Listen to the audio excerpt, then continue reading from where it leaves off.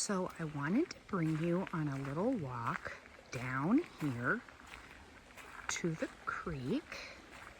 This is where we come down to get our water that we run through a filter called a Berkey.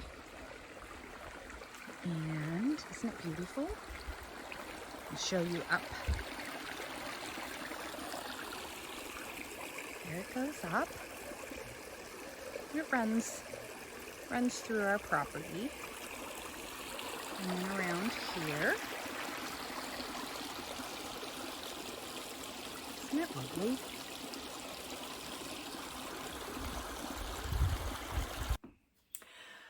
Okay, well, here we are inside. I've got my hand crank machine. This is my Singer 28K, and I'm going to be working on a foundation piece Hunter Star, and I thought I would bring you along. This is one I started probably a year ago or so when I had the shop. We actually had a class on it. I'm using the men's shirt fabrics again, which you might recognize from the last video of the mock pineapple. And I think I'm actually going to end up combining these into some sort of medallion or sampler. I'm not totally sure yet.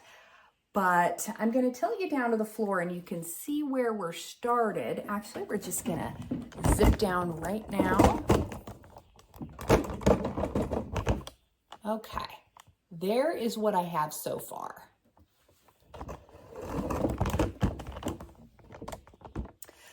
Now, when I started this, I was using one of my favorite solids, which is the Moda Bella Solid Pea Coat, which is a really deep navy, but not quite black. And well, I ran out and I don't have any more. So I was thinking, what do I do? Do I track some down? Do I just switch to another navy? And that is ultimately what I decided to do. I'm using a lovely navy from Choice Fabrics. It's the same navy I was using in that last mock pineapple video. And I'm just gonna mix them up. It's gonna be mixed up. There's gonna be some pea coat in there, some of the navy, and it's gonna be fine. So that's what I'm using. The pattern I'm using are the Hunter Star foundation sheets, and these are, they're our product. They were designed by my mom, Lynn Graves. They are top piecing, so you're not sewing on the line. It's a fun and simple way to make a Hunter Star, but people get tripped up a little bit. So hopefully this video will help if you've started and find yourself a little bit stuck. So I'm gonna bring you over, show you how we're gonna do some cutting, we're gonna do some sewing and go to town. Okay, so once you've cut your sheets apart, they're gonna look like this. They're all the same. Everything you need to know, it tells you right on the paper, but there are instructions included. Basically, for my corner here, these are 8 3/4 inch squares cut in half on the diagonal. Half of my blocks will have navy. The other half will have all of my fun shirt fabrics. So I've got those cut. The next thing are going to be for your first piece here and your star tips. 2.5 inch strips, that's what you're going to use. So I have got 2.5 inch strips of my navy, and I have also, here's my whole stack here, got 2.5 inch strips of all of my shirt fabrics.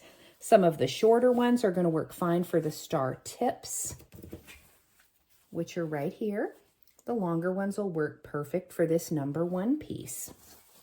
Now, what I like to do is I have traced this number 1 piece and cut it out of a piece of paper. This is a little tip that I do. I think it makes it a lot easier. You can use no melt mylar, you can use cardboard, you can use whatever you want, but I do think it's easy to make a template of your number 1. And I cut 2 out, but you only need 1.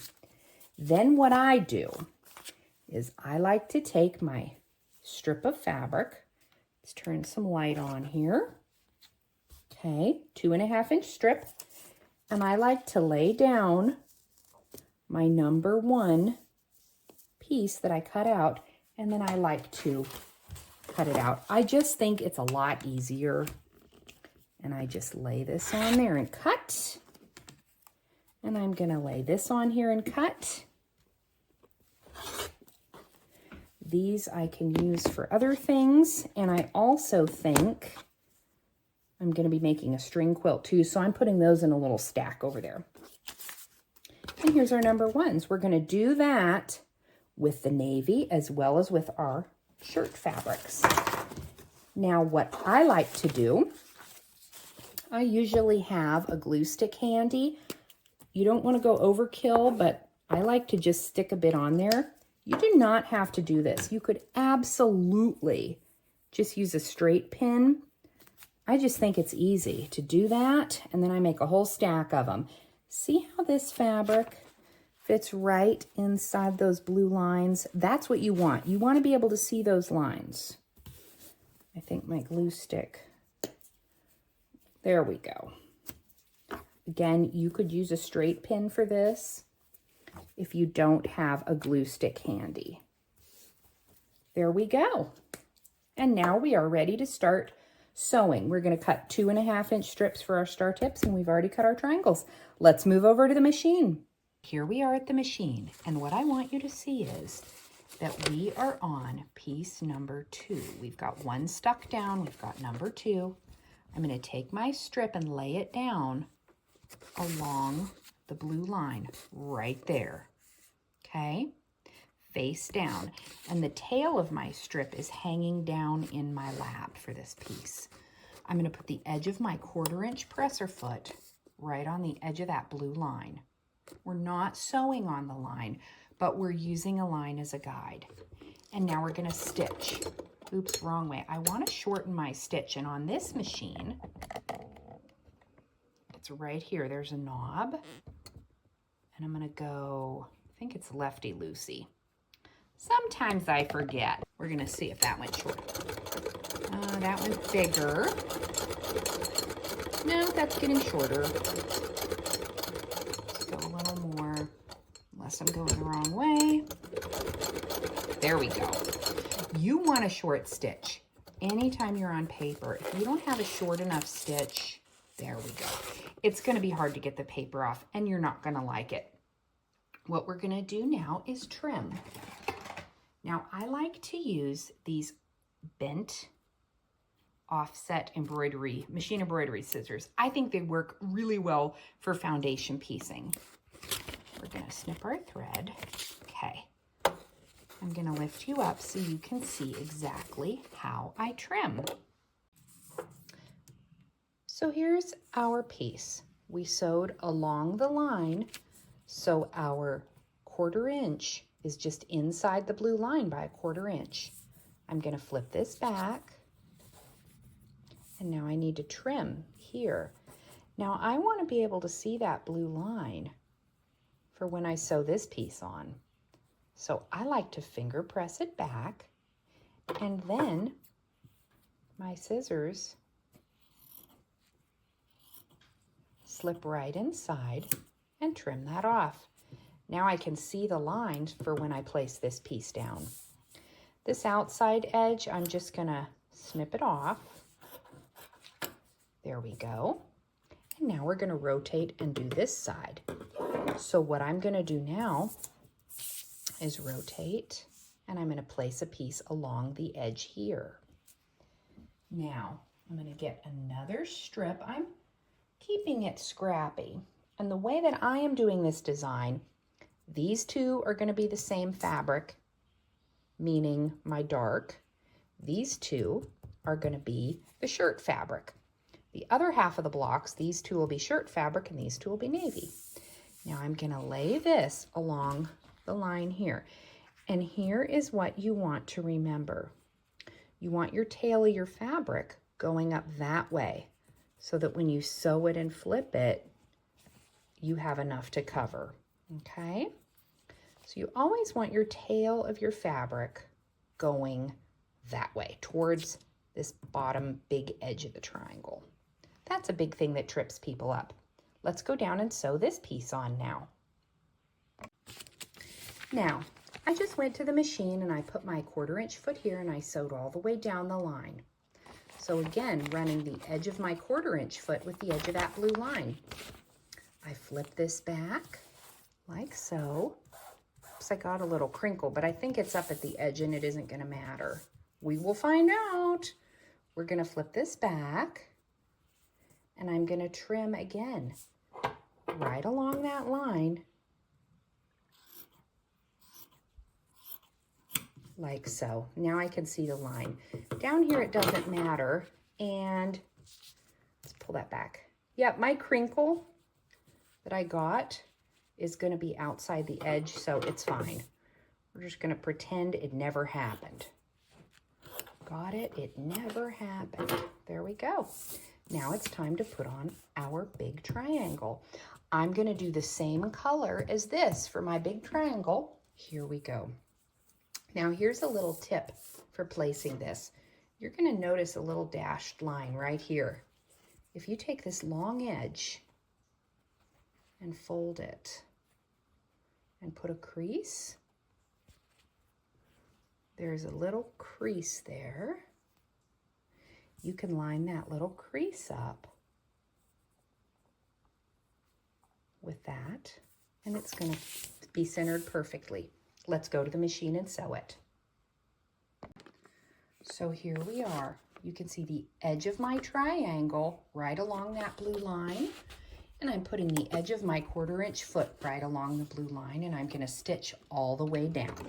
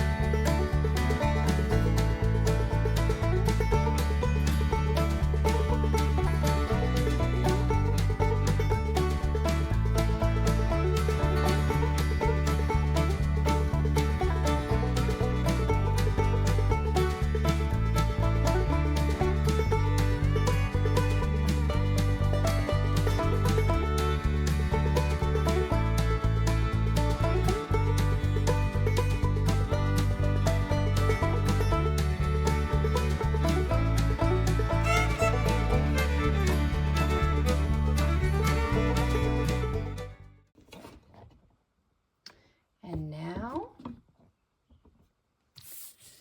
this piece is done. How pretty is that gonna be? So I will press this with an iron, then we're gonna trim them up, and I'll show you how we put them together. I'll show you how we trim first. Okay, I've got a bunch of units made here, and as you can see, I've made several where I have my plaid fabrics here and the dark on the star tips. And I've got the other half of the blocks the opposite. So now it's time to trim them. Now, I have these extended lines here and here. I'm gonna take my ruler and I'm gonna lay it down, lining it up with those extended lines. I'm gonna take my rotary cutter and I'm gonna cut. Now notice, I didn't cut that whole piece of paper off. I left it attached at each end. And that's so that I still have this extended line for my next cut. So what I'm gonna do now is rotate. And here again, I have two extended lines. So I've got it lined up. And now I'm gonna take my rotary cutter, and again, I'm starting and I'm stopping. So again, my paper is still attached. Now I'm gonna rotate it one final time. And I'm gonna line my ruler up. And this is where I really should have my longer ruler that would extend all the way, but I forgot that one at home. So I'm gonna cut a little bit and then I'm gonna slide this up. like so.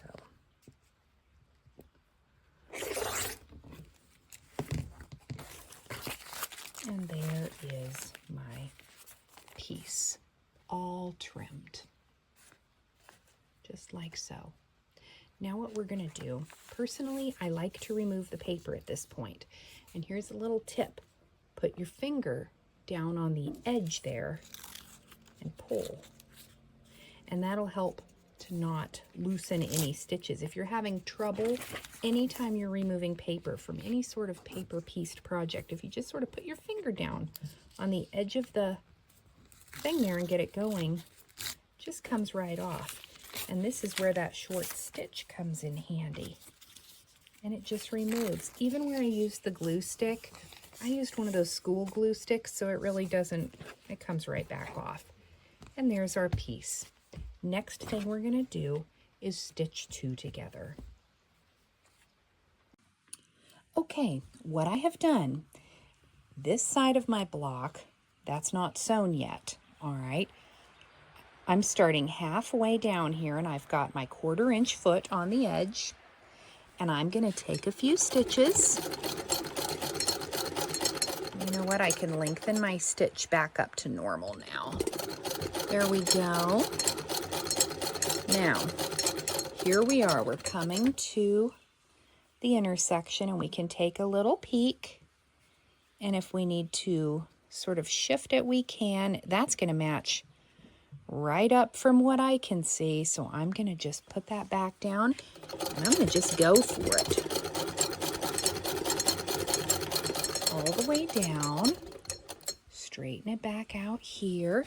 You can certainly use a few pins or clips if that helps, all the way down. And now we'll take a little peek. Oops, I forgot my scissors. Don't look, there we go. And let's see if it matches. And it does, matches right up there. So now what I'm gonna do is turn it the other way and start in the middle. Now, I don't do every single one this way. But if you are struggling with starting, there we go. Got a little bit off there, but it's gonna be okay. If you are struggling with starting your stitching at a point like that, you know, sometimes it's easier to start halfway down. That was one of my mom's little tricks. I'm gonna have a peek. Looks good to me. We're gonna finish that seam up all the way down. There we go. You know, when you're using this hand crank, you're kind of a little bit one-handed. That's not the right way to cut your thread, by the way, but my scissors aren't right here. We're gonna scoot back around and open this up. Looky there. Beautiful. Now I'm gonna pick a direction. Here's what I'm gonna say to you. From the very start of your quilt, you're gonna decide when you press. You're gonna say, okay, self, I'm gonna press all my blocks this direction to the dark or this direction to the light.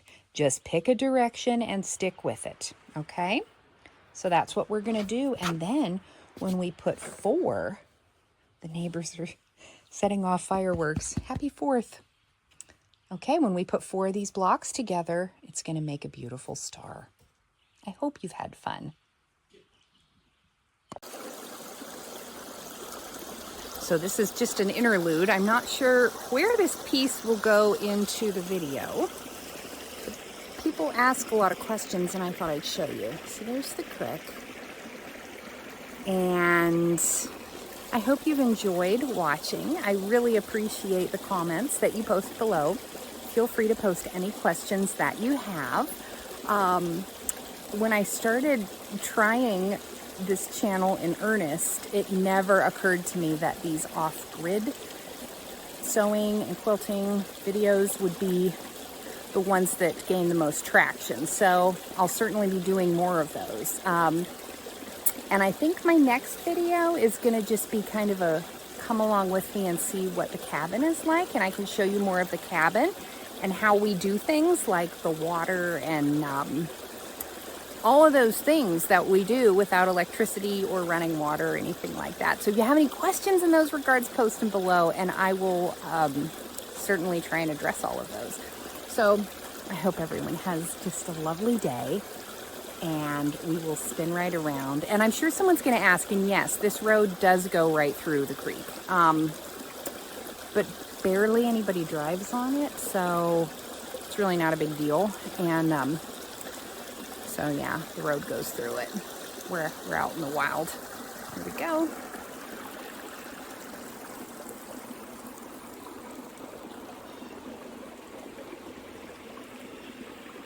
All the way to the truck where Dale is waiting for me.